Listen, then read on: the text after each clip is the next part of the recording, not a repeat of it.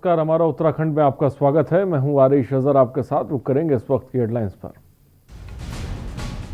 कांग्रेस नेत्री इंदिरा हृदयेश पर आपत्तिजनक टिप्पणी का मामले से बचे बवाल के बाद बंशीधर भगत ने मांगी माफी।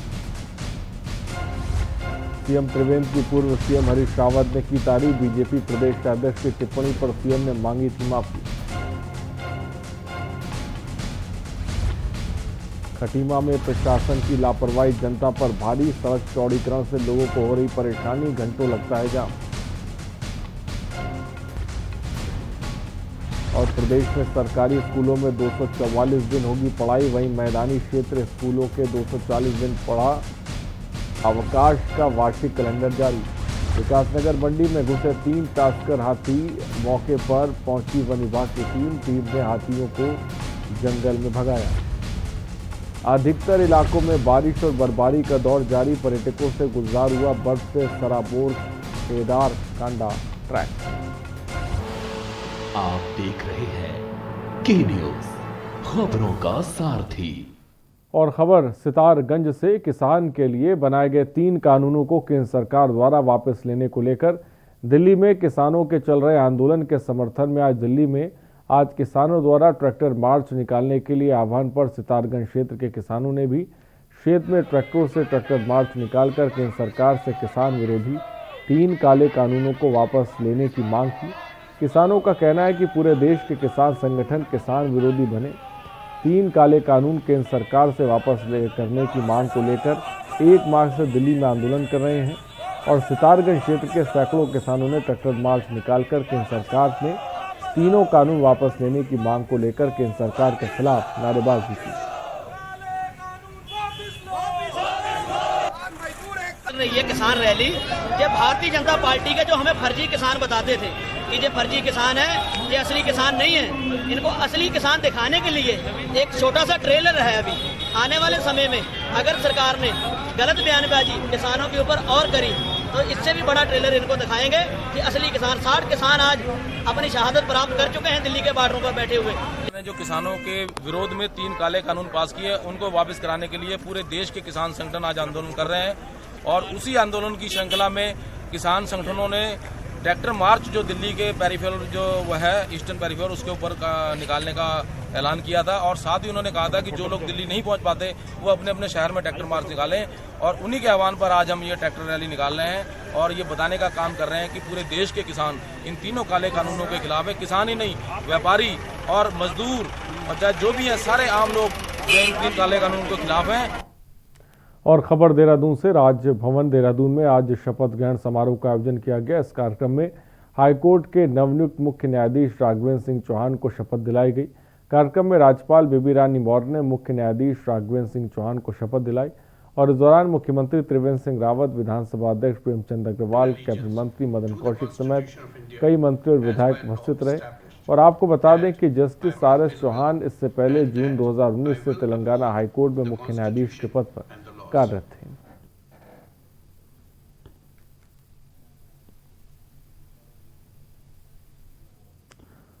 और उत्तराखंड हाईकोर्ट ने पीरूमदारा रामनगर के कांडी मार्ग रेलवे क्रॉसिंग पर बन रहे अंडर ब्रिज के निर्माण को रोके जाने संबंधी दायर जनहित याचिका पर सुनवाई करते हुए हाईकोर्ट ने रेलवे बोर्ड से 1 सप्ताह के भीतर मामले की स्थिति की जानकारी देने के निर्देश दिए।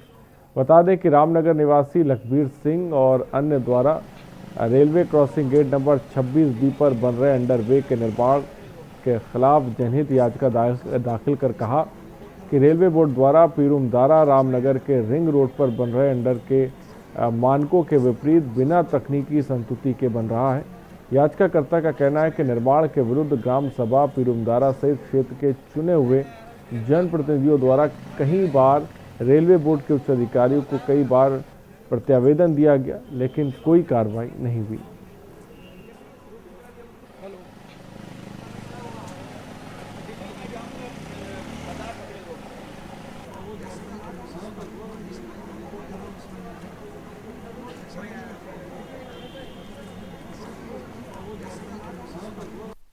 Pirumdara railway crossing gate number 46B के संबंध में जो अंडरपास बन रहा है, ग्रामीणों की उसमें आपत्तियां हैं तो उसको लेकर के माननीय उच्च न्यायालय नैनीताल में आज एक जनहित याचिका में सुनवाई हुई है और माननीय उच्च न्यायालय नैनीताल ने रेलवे से कहा है कि इसमें 1 हफ्ते के भीतर अपने इंस्ट्रक्शन पेश करें।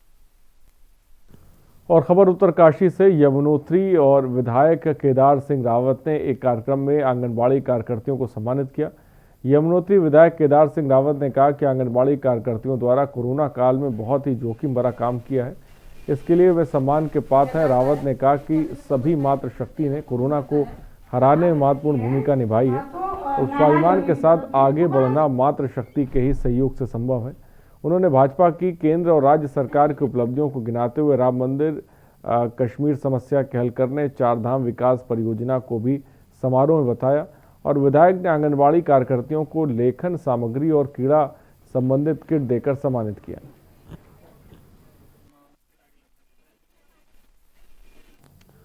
और सितारगंज के ग्राम सभा मेनाझुड़ी के अंतर्गत गांव धानचोड़ा के दर्जनों ग्रामीणों ने उपजिलाधिकारी सितारगंज कार्यालय पहुंचे और ज्ञापन सौंपा।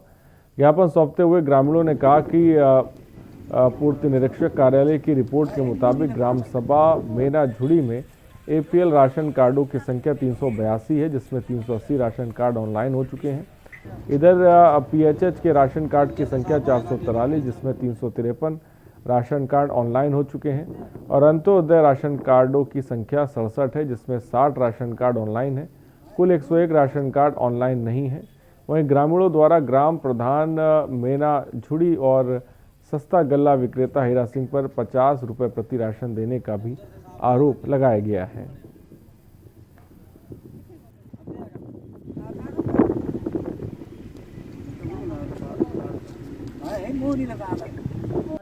ऑनलाइन करवाए हैं और अभी तक तो हमारे राशन मिला नहीं है। 3 बार करवाए हैं और ये कहते हैं आपके राशन कार्ड ऑनलाइन नहीं हुए हैं और अभी राशन आया हुआ है, ये कहाँ के लिए आया हुआ है हमको मिला नहीं है किसी को। समस्या हमारी यह है कि हमें राशन नहीं मिला।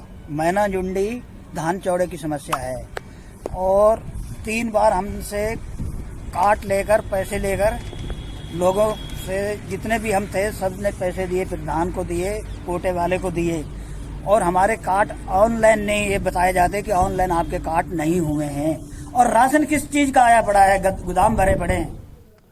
और उत्तराखंड राज्य की नींव रखने वाली पार्टी उत्तराखंड क्रांति दल अब अपने विस्तार की जद्दोजहद कर रही है और कई लोग इससे जुड़े भी रहे। इसी कड़ी में आज उत्तराखंड क्रांति दल के कार्यालय में एक कार्यक्रम का आयोजन किया गया, जिसमें पहाड़ के कुछ युवाओं ने उत्तराखंड क्रांति दल का दामन थामा। इस दौरान उत्तराखंड आम आदमी पार्टी के प्रदेश मीडिया प्रभारी और डोईवाला विधानसभा प्रभारी अभिषेक बहुगुणा सहित 5 अधिवक्ताओं ने उत्तराखंड क्रांति दल में शामिल होकर उत्तराखंड का पुनर्निर्माण करने का संकल्प लिया।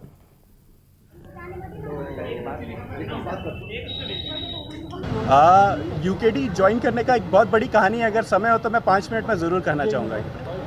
1994 में उत्तराखंड आंदोलन हुआ, उसकी पराकाष्ठा को जो शुरुआत करी थी 1979 में 24 जुलाई को रखी गई थी उसकी पहली बुनियाद कि उत्तराखंड एक पृथक राष्ट्र बनाएंगे, राज्य बनाएंगे। उस समय जब 1994 में ये सब कुछ हुआ, उस समय मैं महज 7 साल का था। मेरे परिवार जो बहुगुणा परिवार बुगानी से आते हैं, हेमंती नंदन बहुगुणा जी, वो मेरे परदादा समान मेरे गांव के हैं। हमारे परदादा, उनकी सोच को लिए मेरा पूरा परिवार इस उत्तराखंड के लिए समर्पित रहा है। और उत्पुर नेता प्रतिपक्ष इंदिरा हृदयेश के खिलाफ भाजपा प्रदेश अध्यक्ष बंशीधर भगत की ओर से की गई अमर्यादित टिप्पणी के खिलाफ कांग्रेस कार्यकर्ताओं ने उनका पुतला जलाकर विरोध किया। उन्होंने कहा कि राम के नाम पर वोट मांगने वाले स्त्री जाति की भी इज्जत नहीं कर रहे हैं, जनता इसका सबक सिखाएगी। और बता दें कि पूर्व मंत्री तिलक राज बिहड़ के नेतृत्व में कांग्रेस पार्टी कार्यकर्ताओं ने रुद्रपुर के डीडी चौक पर एकत्रित होकर भाजपा प्रदेश अध्यक्ष भगत का पुतला जलाया और कहा कि भगत को अपने बयान पर शर्म आनी चाहिए। देवभूमि में इस तरह के आचरण अक्षम्य है और पूर्व मंत्री तिलक राज बिहड़ ने कहा कि ये भाजपा का असली चेहरा है। सत्ता के नशे में चूर भाजपा को इसके लिए माफी मांगनी होगी।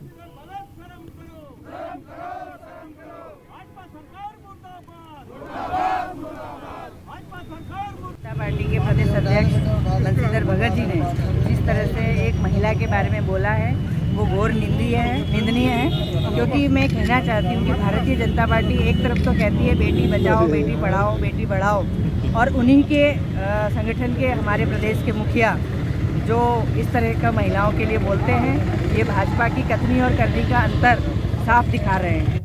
और रुड़की सिविल अस्पताल का औचक निरीक्षण करने पहुंची गढ़वाल मंडल की स्वास्थ्य निदेशक डॉक्टर भारती राणा ने अस्पताल की व्यवस्थाओं का बारीकी से निरीक्षण किया। निरीक्षण के दौरान जहां खामियां पाई गई वहीं हॉस्पिटल के सीएमएस को व्यवस्थाएं दुरुस्त करने के निर्देश दिए।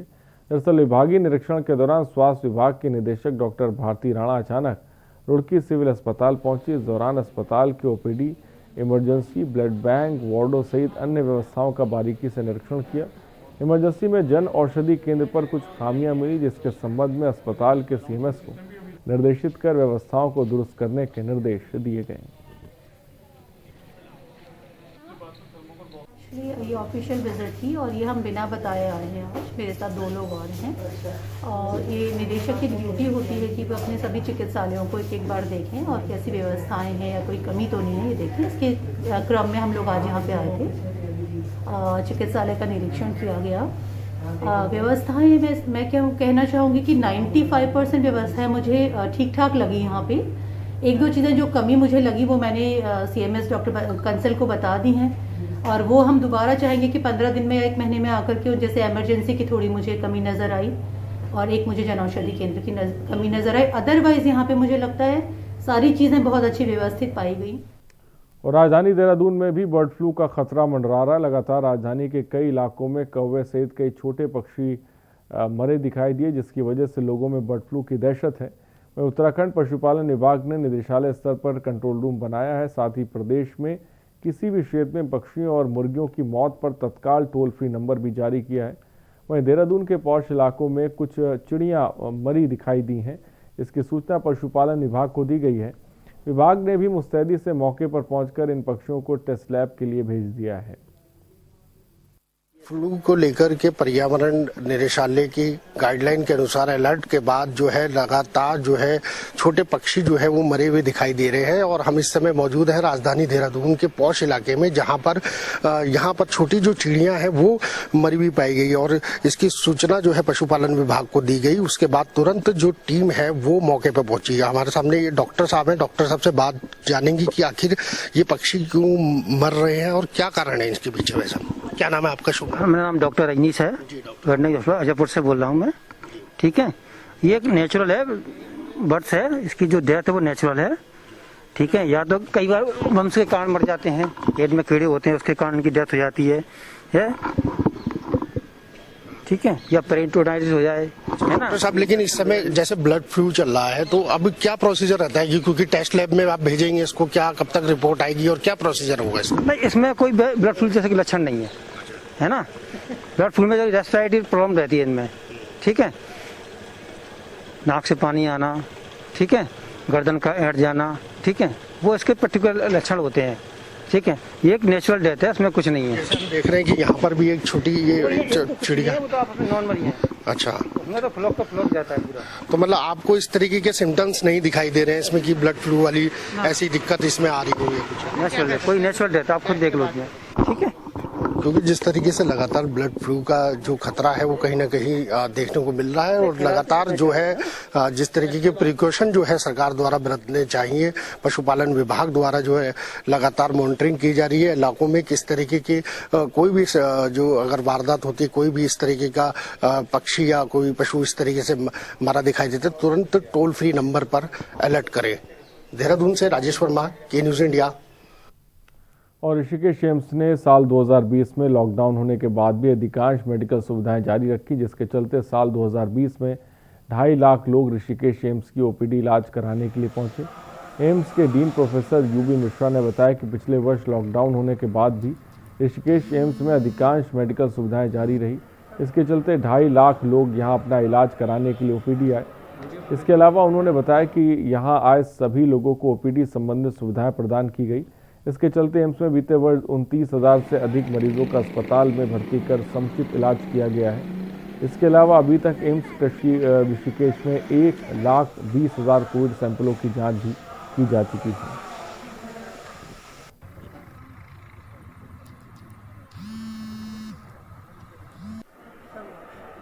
देखिए, लॉकडाउन के बाद से करीब 46,000 पेशेंट्स कोविड ओपीडी में स्क्रीन किए गए थे और इनके 1,20,000 सैंपल्स हम लोगों ने लिए थे। और यही नहीं, इसके साथ ही साथ हम लोगों ने नॉन कोविड ओपीडी में भी करीब 2.5 लाख मरीज़ों को स्क्रीन किया और 10,000 मेजर सर्जरी की और साथ ही करीब 4,500 डायलिसिस की गई और 4,000 के करीब मरीजों को कीमोथेरेपी दी गई। और यहाँ पर रुकते हैं एक ब्रेक के लिए, जल्द हाजिर होंगे कुछ और खबरों के साथ।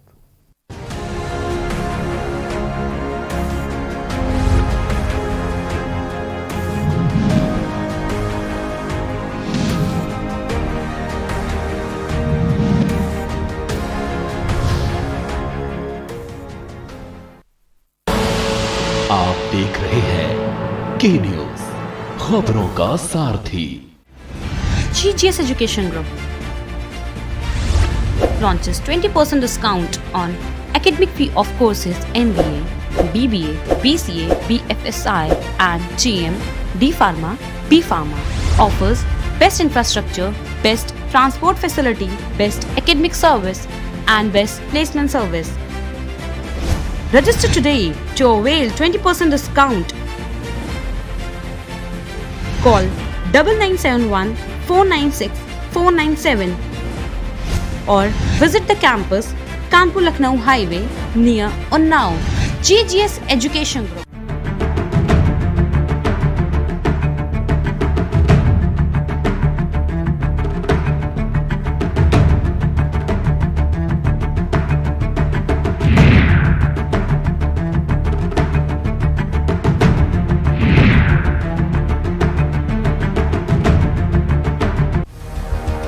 गुनाहों का देवता देखिए बीहड़ के बागी में इस शनिवार और रविवार रात 8 बजे प्रबुद्ध चौहान के साथ। आप देख रहे हैं के न्यूज, खबरों का सारथी।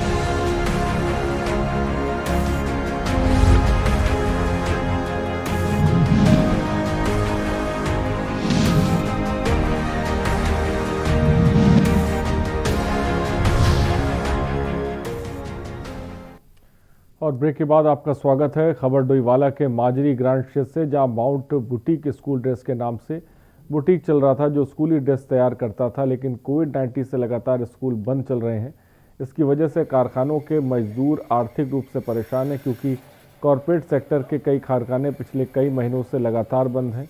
इसकी वजह से मजदूरों के साथ साथ अब कारखानों भी आर्थिक तंगी से जूझ रहे हैं।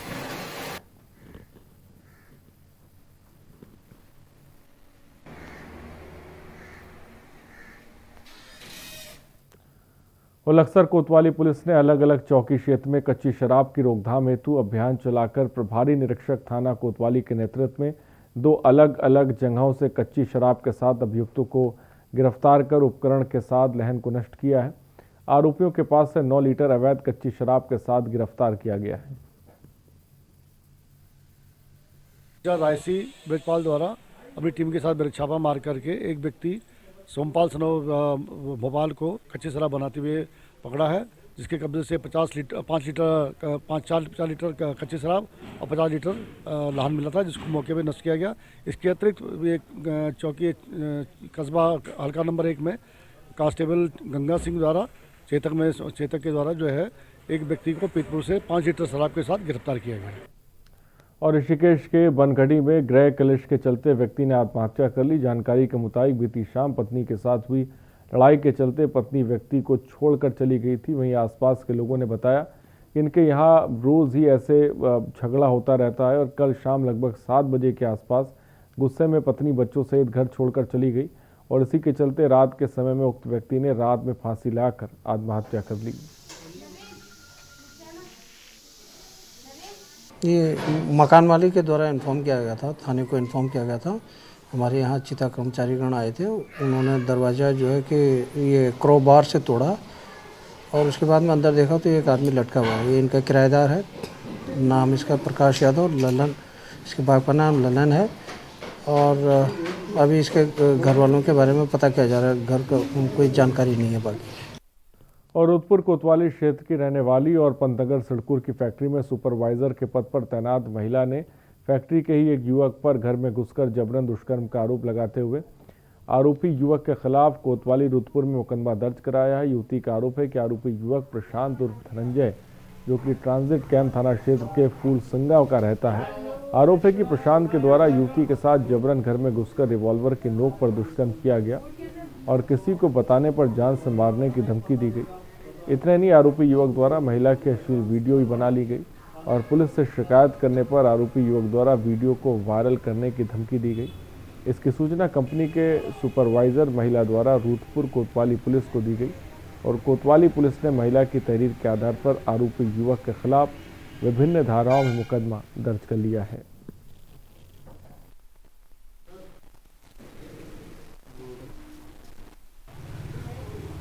एक सिडकुल में एक महिला कर्मचारी जो अपना काम करती थी, जॉब करती थी, तो उसी के साथ एक दूसरा व्यक्ति वहाँ जॉब करता था। तो धीरे धीरे उनकी पहले मित्रता हुई, फ़ोन पे बातचीत होने लगी, वीडियो कॉल हुई। तो ये कल हमारे यहाँ शिकायत आई थी कि इस तरह लड़की के द्वारा शिकायत दी गई थी कि उसके साथ दुष्कर्म किया जा रहा है और आगे भी मतलब उसके साथ विवश किया जा रहा है उसको ये सब करने के लिए। तो इसमें प्राथमिकी तौर पे मुकदमा दर्ज कर लिया गया है और इसमें विवेचना जारी है। जैसे ही एविडेंस आएंगे तो अभियुक्त की गिरफ्तारी की। और सीमांत खटीमा में चरस और स्मैक को लेकर पुलिस की कार्रवाई जारी है। पिछले एक महीने पुलिस ने 10 तस्करों से 15 किलो चरस और 100 ग्राम से अधिक स्मैक बरामद की है और पुलिस के नशे के खिलाफ चल रहे इस अभियान में पुलिस ने 4 ग्राम स्मैक के साथ एक और अभियुक्त को आज गिरफ्तार कर लिया है।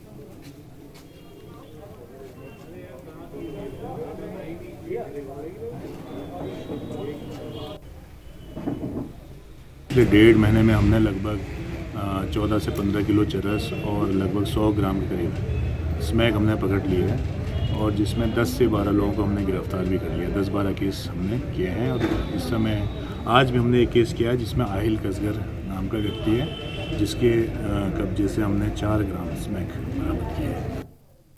और जहां पहाड़ी इलाकों में जमकर बर्फबारी हो रही तो वहीं मैदानी इलाकों में लगातार 4 दिनों से रुक कर बारिश हो रही है।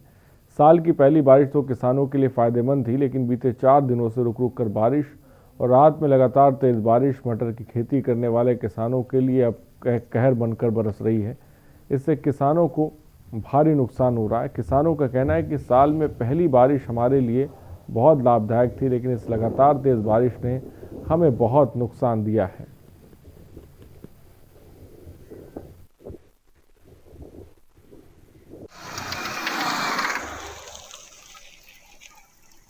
बारिश से तो हर किसान को फायदा हुआ था और इस बारिश से हवा से तेज चलने से और बारिश होने से आलू के लिए और मटर के लिए नुकसान है। एक आलू को और गेहूं को भी नुकसान है इसमें। तो गेहूं जो नीचे की जगह की है, पानी भर गया वहाँ तो बिल्कुल नुकसान ही है, बेकार हो जाएगी, उखड़ने वाली हो जाएगी। और आलू को सबसे ज़्यादा है वगैरह को भी है, मगर इस पर फल आ गया उस पर लाई पे, उससे भी और जो फूल रही है वो तो बिल्कुल बेकार ही है समझ लो। और हमारा उत्तराखंड में फिलहाल इतना ही। बने रहिए हमारे साथ। नमस्कार।